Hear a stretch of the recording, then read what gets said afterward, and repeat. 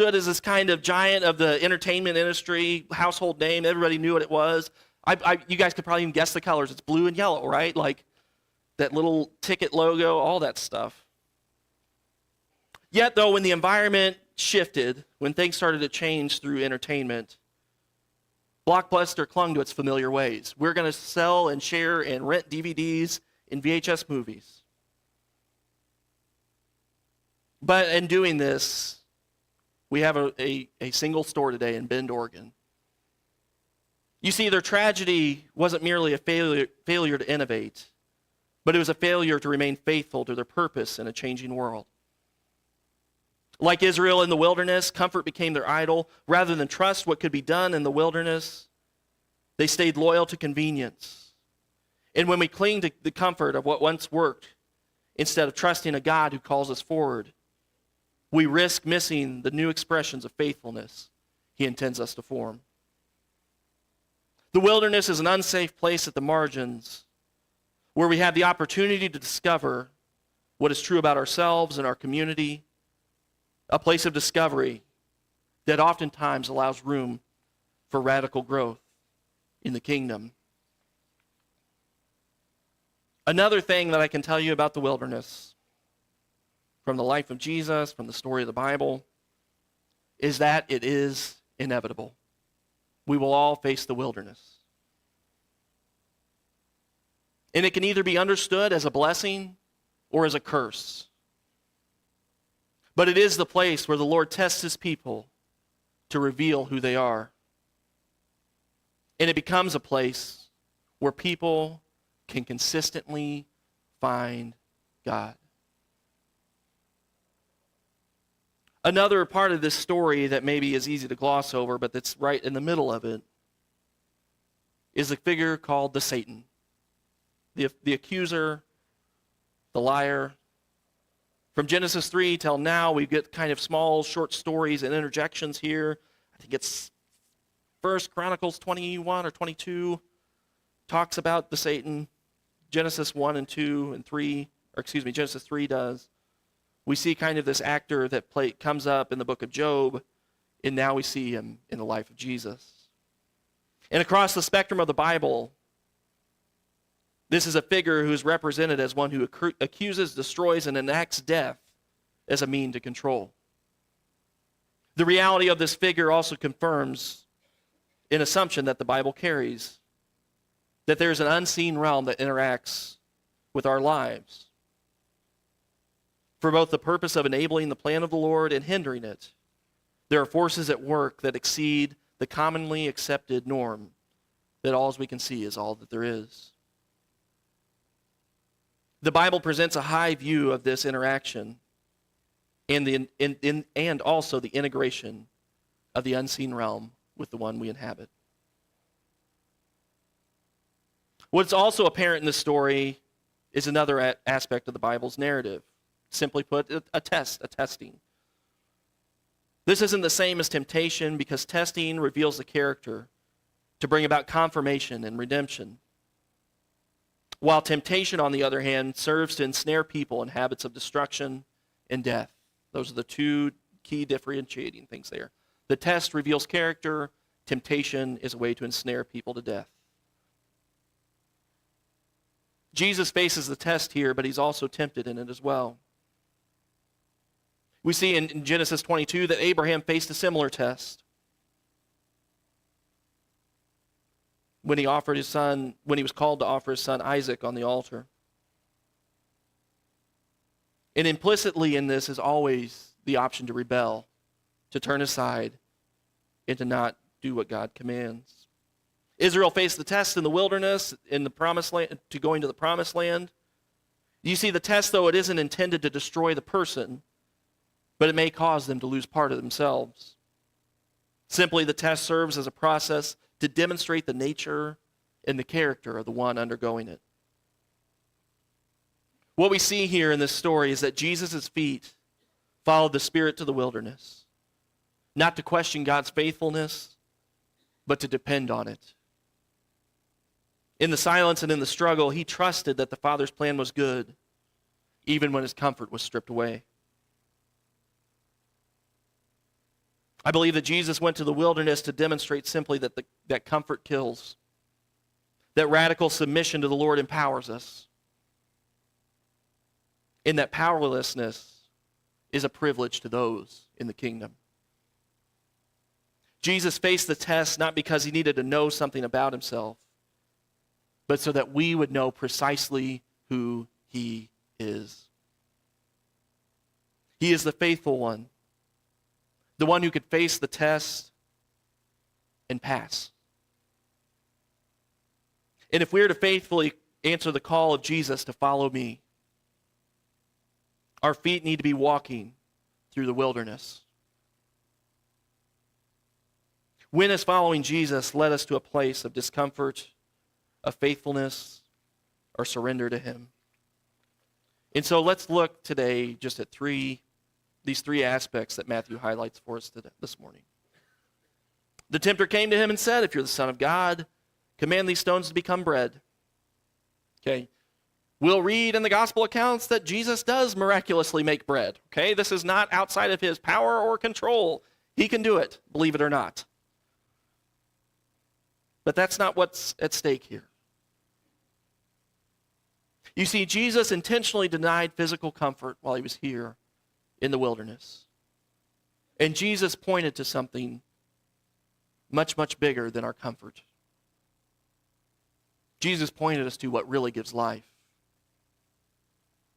Like the nation of Israel, it becomes apparent that Jesus is taking upon himself their hunger in the wilderness. As they journeyed in the Exodus story and began to learn what it was to not have the things that they had before, they became hungry and they cried out. But Jesus is different. Instead of having his demands met to satisfy his discomfort, he demonstrates where real security lies: in doing what the Lord commands. Too often we seek to make obedience about what keeps us secure, what keeps us safe, what keeps us comfortable.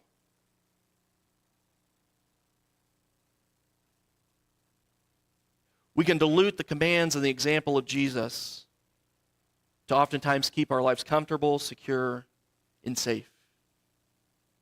But if we're going to follow Jesus, we have to take up the orientation of obedience. And just to let you guys in on a little bit of pastoral knowledge here, following Jesus often leads us to places of discomfort. Because the truth is, for us in this room today and beyond, we will have to be led to discomfort because we oftentimes won't go there ourselves. And kind of getting ready for this time this week, I read part of a book called The Comfort Crisis. There we go. Two things that were really cool about it. Number one, how facing hardship, oppression, things that make really kind of clarifying situations really bring about like who we are. And Jesus demonstrates that very clearly here. For 40 days, he did not eat, and he could have eaten. Like the God who spoke creation into existence, like everything we see, like could have made stones into bread at any point that he chose to. He could take two fish and 5 loaves of bread and distribute them to where there was an abundance. And he chose not to do it. Why? Like he says very clearly, like, we don't live on bread alone, but every word that proceeds out of the mouth of the Lord. So anyways, get uncomfortable. Crank the heat up here in a minute for Mark. I heard insulated shorts this morning. So anyway, sorry. As the story moves on, we see Jesus and the devil, the tempter, the Satan. They're there, and he takes him to the pinnacle of the temple, to a place where he could see and be seen, know and be known. All this stuff, he's there to make a spectacle, to be the one that could fall off this very high height and not die, right? I mean, isn't that the point of Jesus' life? He defeated death. And Satan tells him, he says, if you throw yourself off here, it's pretty clear. God's going to protect you. Let's see if God will do it. Let's put God to the test and see what happens. Let's see if you are who you really say you are, Jesus. But we see in this story that Jesus denied this preference and preferential treatment in the wilderness.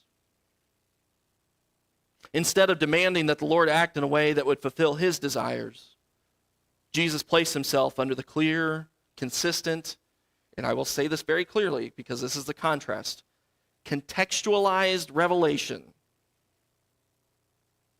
of the way and the character of God. Rather than take the scriptures and seek to enable his own desires, Jesus chose to give over what he wanted to the will of God. Jesus demonstrates that we're to be shaped by the story of the Bible. And it's because the Lord is who he is, I know who I am. Because the Lord is who he is, and Jesus is who he is, I know who I am. And I know the direction of my life. The psalmist in Psalm 78 says this, and in their heart they put God to the test by asking for food according to their desire. Then they spoke against God and they said, can God prepare a table in the wilderness? And behold, he struck the rocks so the waters gushed out and streams were flowing.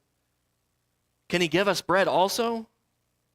Will he provide meat for his people? This is the nation of Israel in the psalmist's recounting of Exodus 17.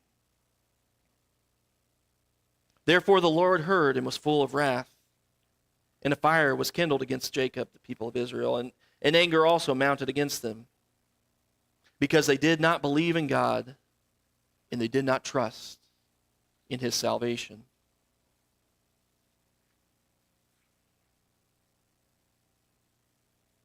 A reversal of these things, of God defining us or us defining God, will open the door for us to define reality apart from the story of the Bible. Go back and read Genesis 3. As the story moves on, though, the devil took him to a very high mountain and showed him all the kingdoms of the world and their glory. I think it was probably about 2 years ago. I asked Dan, how could this be possible? I don't know if we ever came to a conclusion on that. That was through an email. And Satan said to him, all these things I will give to you if you simply do one thing. Fall down and worship me. Was anybody else around to see this? Was Jesus by himself there? Who else would have known? Jesus could have risen to power in an instant. And what we'll discover next week is Jesus surrounds himself with some pretty unpowerful people, okay? If you're going to start a movement, I wouldn't start with the people that Jesus started with. I can just tell you that. So it must tell us something about the nature of Jesus. Anyway, sorry, that's a sidetrack. There we go, back to the wilderness. We're wandering again. Pretty good at wandering in the wilderness. So anyways. All these things I'll give you. Fall down and worship me. Jesus said to him, go, Satan. For it is written, you shall worship the Lord your God and serve him only. I think the very telling thing about this and what's true of the life of Jesus that we see portrayed in scriptures is that Jesus denied power in the wilderness. Jesus demonstrates that whole life surrendered is the only way to fulfill our lives. And I would say this, that the wilderness is the only environment where we can truly learn what powerlessness means. To operate from a place of surrender to the way of Jesus can only happen when we meet him on the edge of comfort, convenience, and control. And loss of control doesn't mean chaos or apathy or unintentional activity, okay? It means that we take responsibility for what we can be responsible for and allow the outcomes to be what they are. That's a long way of saying faithfulness, okay? Jesus didn't answer power with aimlessness or neglect. Rather, he clearly points to our activity as those who need to be powerless. Jesus doesn't say, I'll be powerless and I don't know what to do. He says, no, I'll be powerless and do exactly what God says to do. End of story. I will worship him alone. That's not done with a guitar or a keyboard, even though the music is great. I'm not a non-instrumentalist, okay? For those of you who know what that means, for those of you who don't, you can talk to me later. Not saying that at all. What I am saying is that worship is consistently full life surrender. Every part of who I am. And guess where that happens? It can happen in an hour on a Sunday morning, and that's great. It also needs to happen the other 6 days of the week. Okay? But what we discover is that power in the kingdom of God, not the kingdom of man, begins with an overwhelming sense. And this trusting God is kind of this big focal point for Matthew here this morning, which will also be the story of the life of Christ as we read about him in the passages in the coming weeks. You see, the story of Jesus in the wilderness, it reminds us that comfort is not the goal of discipleship, but transformation is. We live in a time where convenience is often masqueraded as faith, and when staying the same oftentimes feels safer than surrender. Yet what we discover in the Gospels and the book of Acts, the kingdom always moves out through risk, through trust, and through obedience. Jesus shows us